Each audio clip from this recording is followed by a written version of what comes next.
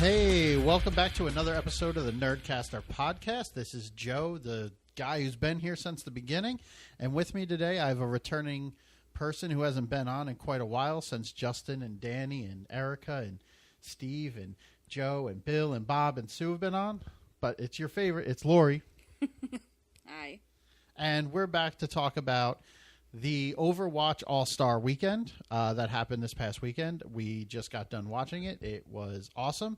But before we get into it, I just have to say that I apologize for no episode going out last week. We are trying to clean up the studio and get things a lot better. As people may have seen, our video isn't the greatest. We're working on all of it. This is all a testing phase. We are still a work in progress. And we're just pushing forward, doing the best we can. Do you agree? Yeah, absolutely. And what do you think of the way we got this set up going so far? I mean, it's nowhere near done, but we're getting there. Well, like you said, it's a work in progress, and we're only going to keep improving over time, and we have a lot of exciting new improvements coming, over the next couple of weeks and next couple of months that we have planned. Everything's getting phased in a little bit more slowly. So hopefully by the end of fall, beginning of winter, we'll have pretty much what our setup's going to be going forward. And you'll all cream. Everybody out there will cream. I don't know about that, but compared to what they've seen with us, they'll cream over it. But let's get into the topic at hand. So the All Star Weekend, Overwatch League is over. Boo-hoo for me, because it was I kind of like it better than the NFL and any other sports I've watched to date. And that's over now, too. Now we're going into World Cup. But, I mean, this weekend of Overwatch was a lot of new things. We saw some Widow 1v1s. We saw the talent, like Puckett and Golden Boy and Semler, Hex, Doa and Christo go at it. Atlantic versus Pacific, they split each other up. The talent showdown. Or talent the takedown. way that the some of the player commentators phrased it, what was it? The most overpaid people in the Overwatch League go at it. But no, I mean, how pissed off were you when you found out there were new skins coming out for All Star Weekend, and you essentially wasted all of your coins? Oh, so you realize I did that, huh? I didn't waste them. I'm a New York Excelsior fan, and I bought the Excelsior skins at the end of the season for some of the heroes that I either want to try to play or that I do play here and there, whether it be in quick play or arcade mode somewhere. But you wasted your coins. Yeah, I did want that Atlantic Tracer. Not that I think it was a great skin. I think that skin looks terrible. It's her hair. Her hair looks terrible. Her hair, the skin is fine. No, it's like her outfit's fine. I just think her mouth and hair, and I was not a fan. I felt like it was her hair looks like May took a shit on her head. it looks like it's supposed to be some sort of icy mess, and it's terrible. I'm not a fan of the hair, but when they showed the Tracer skin with her regular face and hair, I thought it was awesome, but that's not available. I don't see that available. No, I think they took it off, too, because they were just like, yeah, we fucked up. Yeah, but they're still making you buy it for 200 tokens or $10 in American you can't go back coin. now. You already released it. Can't be like, yeah, we realize this didn't look great. They can offer an alternative for new free. Episode idea. We should rank this legendary skins from like worst to best. We can do that. I would need to have all the skins in front of me to be able to do it. Well, yeah, so it's like future episode. I got you, boo. But let's get into it. Let's start with where we started in the Overwatch League. We started with Lucio Ball. I think I watched more of that than you did when it was 3v3 Atlantic versus Pacific Lucio Ball. I tuned in. The Pacific was already, I think, a goal ahead. And Atlantic ended up coming back and winning it. It was kind of entertaining. I'm a fan of Lucio Ball, but again, it's Lucio Ball. I didn't catch that in any part of that match or anything. I don't even care because I hate Lucio Ball. I think it's I think it's the worst arcade game that they have. Well, I don't think you did play all the arcade games to date, I believe. Mm-hmm. But I think it's one of the best, actually. I'm a big fan of Lucio Ball. I really enjoy it. It's like Rocket League, but with Lucio. No, it's not like Rocket League. It is Rocket League that they reskinned. I'm surprised they're not being sued by somebody. I think they acknowledge it, so it's cool. Like, I think that's what happens. Like, yeah, that's totally what, like, copyright lawyers, that's what they do. It's just like, oh, well, you know, just acknowledge the fact that you totally ripped us off, but then we're fine. I don't think that game mode was copywritten. Anyway, so then we get to where you started tuning in, the Widow v. Widows quarterfinals and semis. And honestly, I thought this was kind of fucking boring. I didn't think so. I thought some of the when they would get to like it's the first to 7, and when they were getting up there in numbers, like the 6, like 6-6, 6v5, yeah. 6v6, yeah, where they both had 6 or 5 wins. Now it started to get really kind of intense, heart palpitating. No, I disagree. Striker and Pine, I hope I got this right, but their match I probably enjoyed the most. And Pine, you got to give it to Pine from New York Excelsior. From New York Excelsior on the Atlantic team, was just having so much fun the entire time, just kind of laughing at the whole thing. Whether he won or lost, he didn't look like he was getting put on tilt or nothing. No, and that's kind of the interesting thing too, because you would think that some of these really extremely high players, highly skilled players, would, you know, be really, really into it. But I think after a really, really competitive season, it's just like this kind of a time that they can actually have fun with Overwatch as opposed to being hyper competitive about it. And you can just tell like a lot of them were having fun. Pine especially with this, and then also, you know, in the Mystery Heroes showdown with Mickey, and Mickey was also his player commentating, which I highly, highly enjoyed. You like Mickey's commentating? I really did. I enjoyed Mickey so much. I like Mickey. I think he's a good guy. I think he just has diarrhea of a mouth, and he just wants to keep talking. Like, he loves being on mic. Like, he just wants to keep spitting into a mic no matter what he has to say. He'll talk about whatever. He doesn't care. And I like that. Cause, well, he's always smiling while he's doing it. It's just like, all right, I'll allow it. I'll allow him to keep talking. No, don't get me wrong. I think Mickey's great. I liked the entertainment of him with Malik on the desk and Costa, and he was there with somebody else too at one point. I thought it was good. I loved seeing the players come out and now commentating versus them being you know, you see them play all the time, but you don't actually get to meet these people or see who they really are, their personalities, and it came out in their commentary, I think, better than it did in their play style. Yeah. No, I can definitely see that. And then also just kind of to keep in the spirit of the weekend, that you can just tell everybody was having a really good time, and there was so much trash. Like, they shit talked each other so much between the talent and all the players. And it was like you said, you can completely tell it was all in fun, and they all, you know, I enjoyed it because you don't see that during the regular season. I'm really glad you don't see that kind of thing during regular season. I really don't feel like having a WWE like SmackDown, like, you know, all that shit talking in the beginning of matches like happens. Kind of, it gets really, really old. But, you know, in this case, it was you know, again, it was lighthearted. It was funny. They were actually funny. It wasn't like super, you know, you can tell it was contrived because they obviously planned to do that, but it was, you know, it still was well done. But when it came to the trash talking, like, the Pacific team didn't know what the Atlantic team was going to say and vice versa. And when they got a good dig in or something else, they all laughed about it. It wasn't like, oh, fuck this guy, he's an asshole for saying what he did. It was legit all in fun. And that I think came through a lot more in the talent takedown. In the early stages, like when we first started watching and everything, it's like the trash talking wasn't too bad. Like, yeah, it was a little here and there. They would interview somebody and they're like, well, what do you think about this? What do you got to say to them? And they'd give a little trash talk thing. But for the most part, they tried to be a little neutral. And after the Widowmaker 1v1s, we got the Mystery Heroes showdown, which I enjoyed. I enjoyed that more than the Widowmaker stuff. Well, you also play Mystery Heroes like every day. I play Mystery Heroes a lot. In fact, I've recorded some of my gameplay of Mystery Heroes, and maybe that'll get released at some point. But I like Mystery Heroes because nobody has to know that you actually suck at your main. Or once you get your main, you can look like a god. You can look like a god. But I like it because nobody really shit talks like to hurt your feelings in Mystery Heroes, because everybody's playing a hero that they're you know, that it's not your hero. So it's like you can get away with a lot of shit in Mystery Heroes that you can't get away in comp or quick play.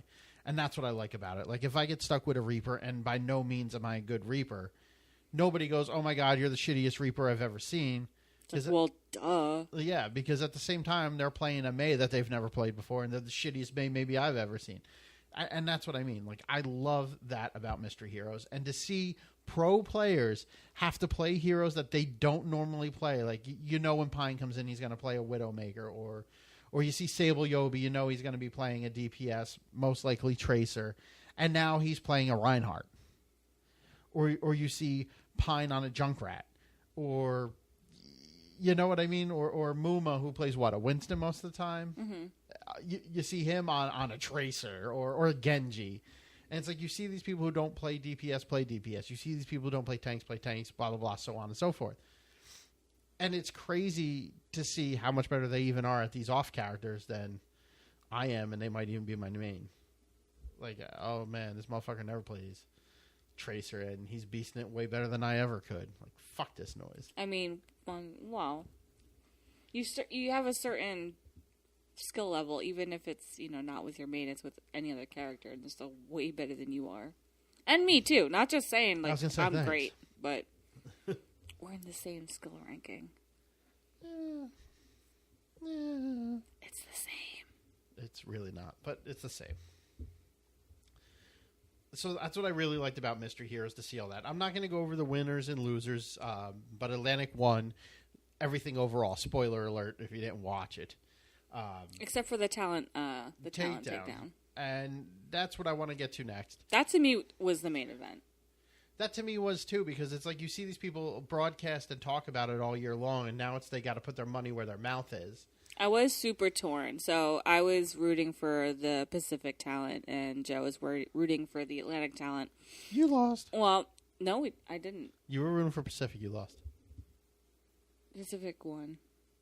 Oh, the talent takedown, but overall. No, for the entire rest of the weekend, I was rooting for Atlantic, but for the talent version.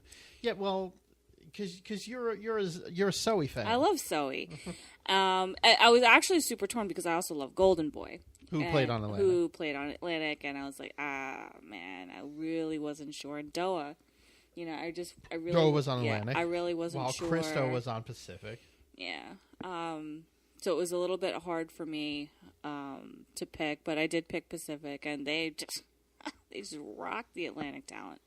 Yeah, it was kind of one-sided. I was hoping that would be a little more exciting than it was. I was hoping to see a lot of bad, broken plays, but on both sides. I think there was in the first match. The second match, it was... Pacific got their shit together, yeah. Puckett and... I'm not going to say it's because Golden Boy had to switch off. And also Fat Finger to Grav. Yeah, but he didn't play. He didn't play the second match. No, he did not. But you also had the Pacific had Reinforce, who is a legit pro player, or was a pro player, and he played for Pacific. And that was the cool thing. Like when they all came out, they knew he was going to carry this Pacific team. They even had piggyback rides with him, showing that he's going to carry them, and I thought that was pretty cool. I thought it was funny too, like the first time he did that, and then when he came out for like the second and third time, I was like, oh. It kind of got old. Yeah, I was like, all right, I get it now. But it's to show that he's going to carry the team, and the team isn't just compromised of one, composed of one other person. Yeah. So the talent takedown overall was good. I loved watching. I loved hearing more of it than I did actually watching it, and seeing Puckett come out with the Doom Fist and actually do what he said he was going to do in Twitter, and he talked a lot of mad shit, and he backed it up. Kind of hoping he failed on that, but he did. He did very well.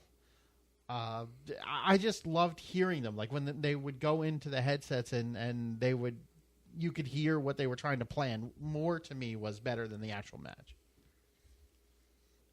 What are your thoughts? Yeah, no, I would have to agree. I mean, I thought more just their interaction with each other was more enjoyable to me. And then, again, watching them execute kind of, on the actual, during the matches, I thought, again, it still was entertaining. It just was, again, it's super short. Yeah, they only played three maps, right? Yeah, 3 maps, and it was I don't know. I felt like it was only 10 minutes long, and it was short. It did feel very short. I think, so going forward, I'm hoping that they make that an actual, like, Overwatch League style game where they play the best of 5. Like, I would love to see that now. I want to see the talent play as if it was like London versus Excelsior or something. I want to see it as a regular style Overwatch match. They have to play the full 5 or 4 if it's 3-1 at the end of it or whatnot, or 3-2. I want to see a full Overwatch match with the talent, not the best of 3 maps. I think that could have definitely gone on longer, and I think it could have been very entertaining if it did. But and with the way Pacific won, because if it was tied at the end of it, they would have went to a Lucio Ball match that they didn't play, obviously because Pacific won. I think that would have made it a little better too. While I really don't want to see a 3-on-3 Lucio match, I'd rather watch regular Overwatch. I think I would have found that more entertaining than just having it be over already because of how short it was. So I would have taken anything.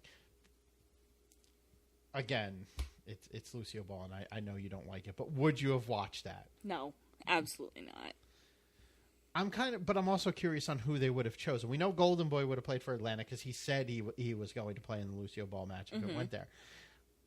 I'm curious to see who both sides would have put in to play that. You know, I would have a mild curiosity, but otherwise, no. Yeah, you don't really care. I'd rather them play Mystery Heroes or maybe a 3v3 like lockout elimination. I think that would have been enjoyable. Lucio Ball. If they did lockout, I would have rather seen 6v6 lockout, not 3v3. This way, at least you still have a full team. Yeah, or that would have worked. I think that could have been fun. I would have liked to have seen that. To see because now you have Puckett, who played a Reinhardt and a Doomfist the whole time, and I'm picking on him because he was the mouthiest in my opinion. Now it's like he was not the Puckfest, they call it. Yeah, Puckfest. I think I don't know. He was pretty decent on that. He has a better Doomfist than I could throw down. But then again, I don't play Doomfist ever unless again I get stuck with him in Mystery Heroes.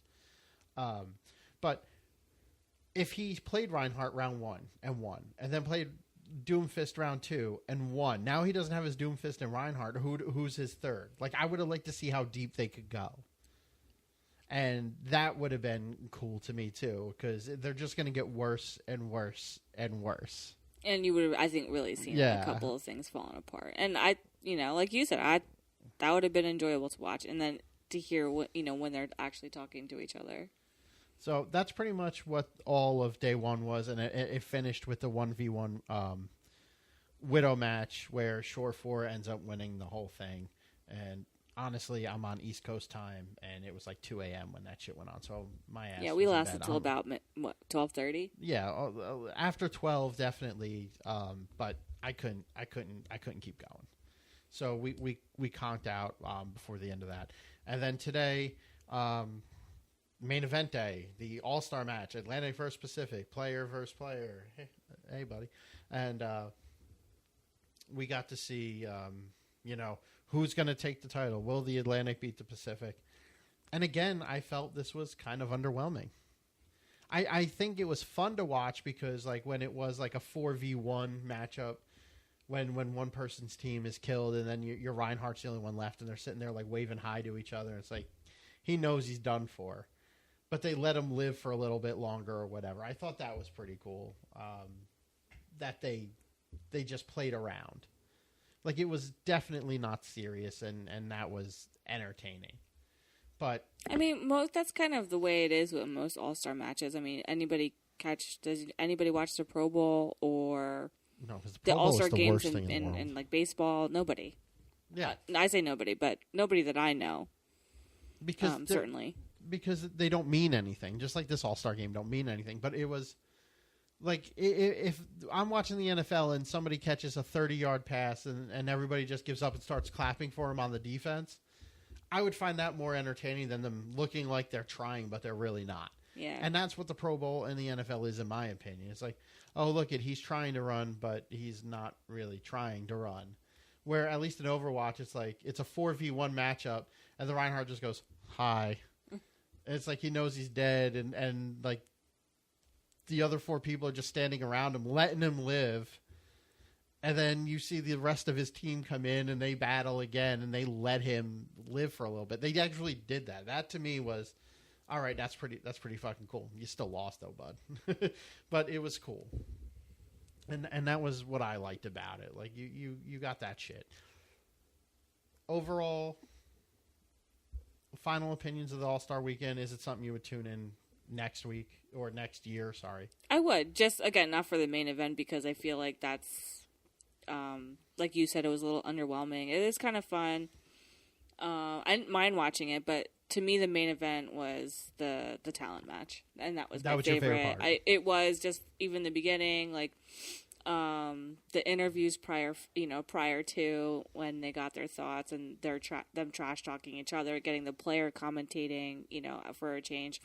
I enjoyed all of that. I felt like that made the entire weekend, and just the Widow matches, the Mystery Heroes, just the other arcade games that you saw brought another level of enjoyment to it, much more so than after that. It was kind of like I don't even care to see a real 5 map. So the actual All-Star game. Yeah, I didn't really care about it. But that's not your worst part because you didn't watch Lucio Ball at all. Ugh. So that would I'm be sorry, my next I forgot question. that existed again. Well, I was going to say that would be my next question. What was your worst part about it? And I'm guessing that would be it. I mean, I didn't watch it. I really can't say, like, oh, it was But the worst or it wasn't. I just didn't even bother to watch it because I knew I wouldn't enjoy it. Okay. So now I'm going to answer my own questions. Yeah. I really dislike the Widow v. Widow stuff. I think it was a little too long. If they did quarters earlier, like a week ago, and gave us something to watch a week ago, because there was nothing on for Overwatch last week, do the quarters last week, and then this week you could have done the semis and grand finals. And the first day of the All-Star Weekend wouldn't have been as long, because it was long. It was from, and again, this is East Coast time, from like 7 p.m. to like 3 a.m. That to me is crazy long. And they also had nothing except the main event today. Yeah, pretty much. They could have had the finals for the Widow match today as well. Yeah, that's what I mean. Maybe that was a little bit. They seem to still be kind of working out details with scheduling when it comes to these things. I agree, but I think that would be my worst part. Is I felt like the whole weekend was more dominated by the Widow v. Widow than anything else. Everything else to me, in comparison, felt short. That seemed to take up the most time. And then you had the All-Star game today, which, again, was the only thing today, pretty much. So it was like the best of 5 maps, and boom, it's over. And they played the 5th map anyway just to play it, even though they didn't need to. So I have to go with my worst being the Widow v. Widow. I feel they could have shortened it, maybe only do semis and finals this weekend, and left quarterfinals to do last weekend, so at least we get something for another weekend. Just my opinion. Other than that, I thought everything was great. I enjoyed it. I will definitely watch it next week, and I'm looking forward to next week. What's next week? Not All-Star Weekend. Yeah, no, it's over. Overwatch League is over. But now I'm looking forward to, which, before you rudely interrupted, the World Cup. Okay. And while the World Cup has already began, it was at like 2 a.m. our time here. Again, I can't watch it. Who are you rooting for the World Cup?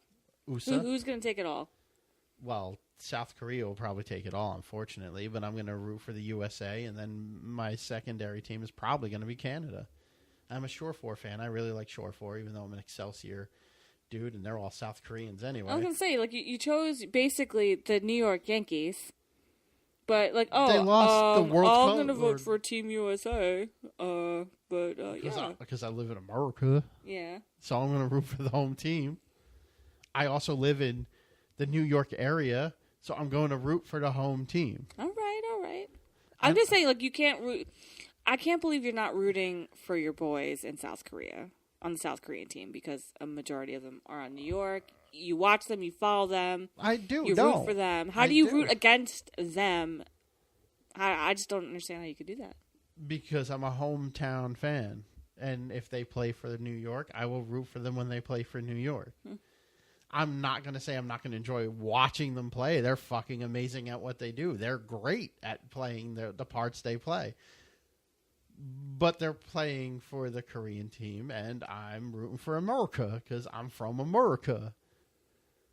If it comes down... Please don't say it like that ever again. You're welcome. If if they're playing against, I don't know, maybe Japan, I'll root for the South Koreans. Just when they're okay. So then you're rooting for USA and Canada, then South Korea. Yeah, sure. Okay. I'm not going that deep in my thinking, but I guess so. Oh, that would actually be my tier as well. Okay, but you're a USA fan. But you're a Houston fan. Yes, and a majority of those players were from the USA team. Maybe I have to look at the roster. I say from a majority of the from Houston the previous team was from last year's USA team. Yeah. Yes. So I mean, Rockus, I love you. Yeah, I don't think he's on the team this year. Actually, no, I don't think he is either. But I guess that'll do it for this episode. Do you have anything else you want to add? No, I don't think so. All right. So, yeah, watch Overwatch League. It's awesome. And, of course, like always, follow us on Twitter at nerd_caster, at Facebook at facebook.com/nerdcaster, on Instagram at nerdcaster, and visit our website, www.nerdcaster.com. Subscribe to us on iTunes, Google Play, Stitcher. Spotify. Now on Spotify. Very good. Thank you. And any other of your favorite podcast directories, we're pretty much on all of them. Subscribe. Leave us a 5-star review. You might not think so, but it does help us out. It gives us some street cred in the podcast world, and we appreciate it. Or you could drop us a line anytime. hello@nerdcaster.com. Thank you. Look at you. You're better than some of the other guys I have on the show sometimes. They make me do that. So because you should do that. That's your job. I should. But I think all of us should know it. No? Just in case. Oh, I do. I got this. All right. I got this, Boo. That's great. All right. Anything else? Nope. Didn't think so. Nerdcaster.